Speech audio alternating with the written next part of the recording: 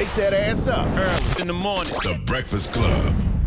Morning, everybody. It's DJ NV, Jess Hilarious, Charlamagne the Guy. We are the Breakfast Club. Let's get in some front page news. Good morning, Morgan.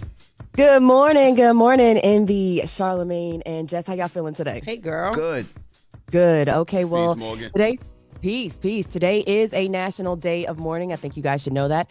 A state funeral is scheduled for President Carter this morning at the Washington National Cathedral. I thought he was buried yesterday. No, they didn't. They had him on display, man. Oh. No, he was What's just the lying in difference? state. What you mean? What's No, the he's been difference? lying in state at the Capitol Rotunda. No, today he will be moved to the Washington National Cathedral, and President Biden will deliver a eulogy with former presidents and other dignitaries expected to attend. Now, of course, I think sometimes you got to leave something that says, like, look, man, don't take me on tour after I pass away, Right. please. Okay, y'all can have all the services and stuff y'all want, but I don't need to be there. Just bury me, and then y'all go celebrate or do whatever, honor me or do whatever it is y'all do. But don't take me on tour. Technically, Biden's doing the same thing. Biden definitely on the tour. after Last dance.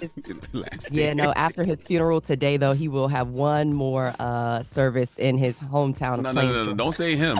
They having one Well, more service. He his already. family That's right. He checked out already. He's like, man, what is going on? Bury me already. No, his family will have a private ceremony in Plains, Georgia, of course, and then he will be buried. He's going next back to Georgia? Yes, they'll move his body back to Georgia later today. That's and he ridiculous. will be buried Please don't take next to his wife of 77 years, Rosalind Carter.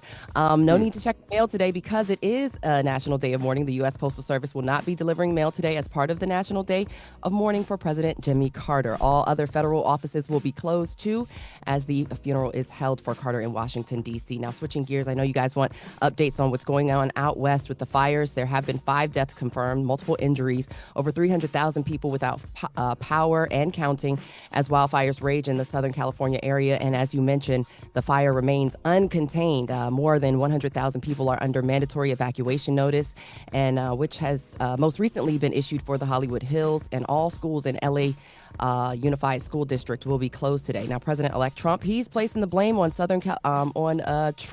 Trump is blaming President Biden and California Governor Gavin Newsom. On Truth Social, he called Newsom new scum, and while he said he refused to sign a water restoration declaration put before him that would have allowed millions of gallons of water to be flown into many parts of the state. Here's President-elect talking later in D.C. about that matter and the wildfires over in Southern California. Let's hear more from Trump. Well, it's very sad because I've been trying to get Gavin Newsom to allow water to come. You'd have tremendous water up there. They send it out to the Pacific because they're trying to protect a tiny little fish, which is in other areas, by the way, called a smelt. And for the sake of a smelt, they have no water. They had no water in the fire hydrants today in Los Angeles. It was a terrible thing. Is that true? So the fire hydrants thing is true. The smelt part, I'm still trying to figure out. So I will tell you that LA City Fire Chief Kristen Crowley says fire hydrants in Pacific Palisades have run dry, but fire crews they do have some contingency plans. And LA County Fire Chief Anthony Monroney says they don't have the resources to fight major wildfires simultaneously, adding that maybe they can handle maybe 2, but not 4 at the same time. So let's hear from those California fire officials on this matter. Our apparatus do have the ability to draft water if we need to out of pools, ponds, any type of water resource. LA County and all 29 fire departments in our county are not prepared for this type of widespread disaster. There are not enough firefighters in LA County to address 4 separate fires of this magnitude. Furthermore, Newsom denied Trump's claim, saying there's no such document as a water restoration declaration. And of course, Trump went on to criticize Biden and FEMA, saying that they don't have enough money to aid those in need. So well, that's what I was asking about. Is that true? So there is no such thing as what he was talking about, that what you said, the water declaration thing? No, there's no water declaration that has been, according to Newsom, he says there's nothing that he's aware of in regards to that. So I do wonder, like, how come, they couldn't foresee this, right? You see that the insurance companies foreseen it, and they dropped these people 6 months ago. So the insurance company seen it was happening. I wonder why they didn't have more firefighters out there or get alternative ways of getting water there. I'm not sure why they couldn't foresee this. In fact, there has been complaints in some of the LA neighborhoods about the fire hydrants being dry before all of this happening. So, in anticipation of these type of things happening in California, knowing that this type of thing happens in California, they were, those officials were asking, hey, what about this? So, so there is a system that failed people. Yes. Per usual. Absolutely. In this country. Yes, absolutely. And one thing about Trump, he does always tap into whatever rage people are feeling, because there are a bunch of people angry and they want to blame somebody. And whether those people actually deserve to blame, he's giving them somebody to blame. That's right. Oh, absolutely. And the thing is, like, how do you beat nature, though? Because wildfires like this do happen all the time in California. And I think they did foresee it. They knew it would be this bad, but what can they do? Well, this is why as people. Well, that's why, in a lot of ways, I guess now is not the time to politicize things, but as people always do. Yeah. You could easily point to a lot of those Republicans and say, well, y'all don't believe in climate change. That's true. Y'all are climate change deniers, and a lot of this has to do with climate change. Yeah, but proactive, not reactive. Yeah, but like you say, foresee. It's like, if they knew this was coming down the line, because the insurance companies knew, how could they prepare, alternative ways of water, get more water out there? I don't know if what Trump said about the fish thing is true or not true, but it's like I feel like they could have prepared a lot better. Yeah. All right. Absolutely. Well, We'll talk you, more Morgan. about Trump. Yeah, we'll talk more about Trump in 7 o'clock hour, so stick around. Wake that ass up. Early in the morning. The Breakfast Club.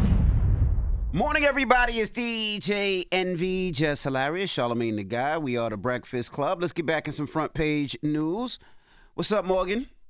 Listen, a lot is happening out west. President Biden has canceled what would have been his final international trip of his presidency. He was scheduled to go to Italy, Rome to be exact, today, but he has canceled that trip as a result of these fires in L.A. Now, White House Press Secretary Karine Jean-Pierre says Biden made the decision after returning to the White House from his trip to L.A., where he met with fire, police, and emergency personnel responding to those wildfires. Also important to know, Airbnb.org is partnering with 211 LA for those who have been displaced. So if you have been displaced, 211 is a resource for you. Unsafe tap water advisories are also in place in communities affected by the Palisades and Eaton fires. Malibu residents are also being told to use only boiled tap water or bottled water for drinking and cooking. This is due to low water pressure in the area. Pasadena residents are also being told not to drink tap water in the Eaton fire evacuation areas. And city water system may have debris and elevated turbidity. Pasadena residents are being urged to only drink bottled water for the time being. So, yeah, we'll keep you guys posted on what's going on in regards to that terrible, tragic situation out in LA. Now, let's talk international affairs. President-elect Trump says all hell will break loose if remaining hostages held in the Palestinian militant group Hamas are not set free by the time he takes office. Now, Trump held a press conference at Mar-a-Lago on Tuesday and said he will not tip his hand with regards to the Israel-Hamas war. Let's hear more from Trump on Hamas. But we have the right person. But I tell this, I don't want to hurt the negotiation. If the deal isn't done before I take office, which is now going to be 2 weeks, all hell will break out in the Middle East. They should have never taken them. There should have never been the attack of October 7th. People forget that. But there was, and many people are killed. They're no longer hostages. So Trump's special envoy to the Middle East, Steve Witkoff, said at the news conference there has been a lot of progress on efforts to get hostages in the Gaza Strip released.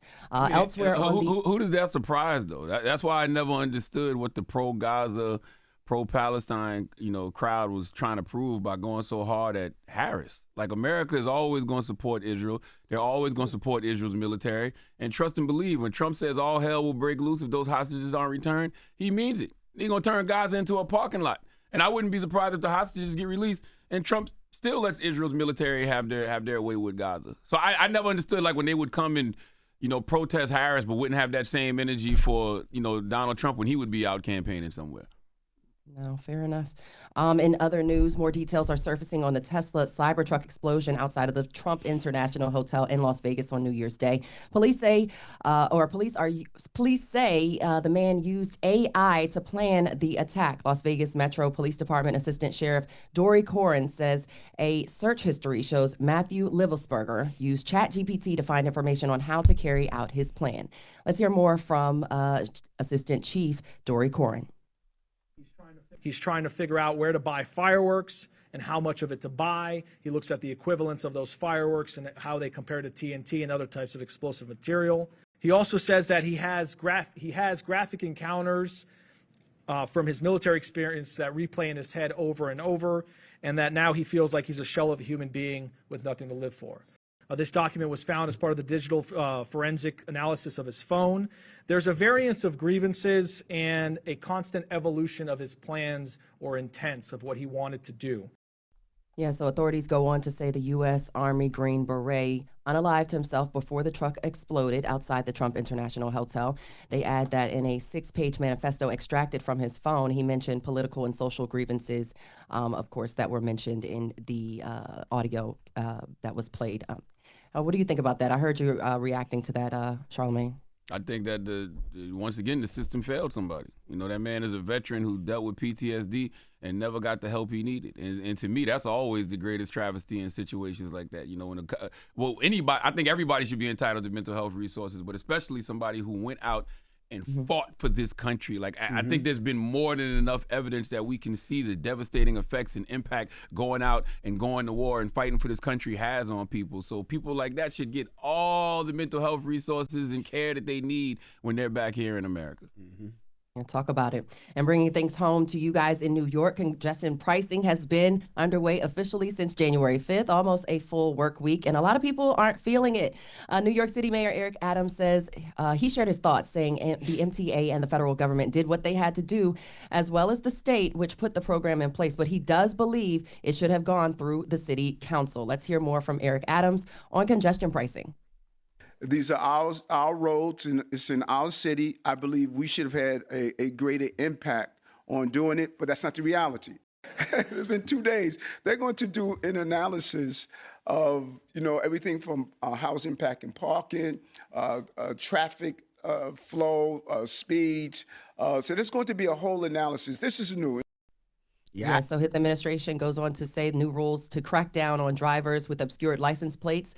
Adams says everyone who avoids paying their toll takes money from those who don't pay their Everyone who avoids paying their toll takes money from those who do pay the toll. And he says they have to do everything possible to catch evaders, including making sure the laws allow for confiscation of vehicles and that penalties are severe enough to deter people from avoiding the toll. And I've heard cases already where people are covering up their license plates. What about you guys? Yeah, I heard the same. I heard people using leaves. I heard people using the little tent thing. But I will say this. I've been, the last 4 days I've been driving in, or 3 days we've been driving in. I haven't seen a difference in traffic at all. And I've been asking people that leave during rush hour time, and they're saying they haven't seen much of a change at all as well. So I wonder if it is working or if it's not. I really wonder. What is 14 million people in New York? Like, how many people do they expect to just stop doing what they were doing to get to work? Especially with the subway so dangerous. Like, you hear about people getting burned and stabbed and shot and gunshots, and like nobody wants to. And it's a matter of routine. Like, you're dealing with a city of millions and millions and millions of people, working class people who have a routine. Like, everybody in this room right now, we know exactly what time we need to leave, get up, leave the house, and get to work. Everybody feels that way. They're not about to change their routine. Especially in the winter, a New York winter at that. Oh, Lord. They're going to eat that $9 and complain about it every single chance we get. Okay? Nah, facts.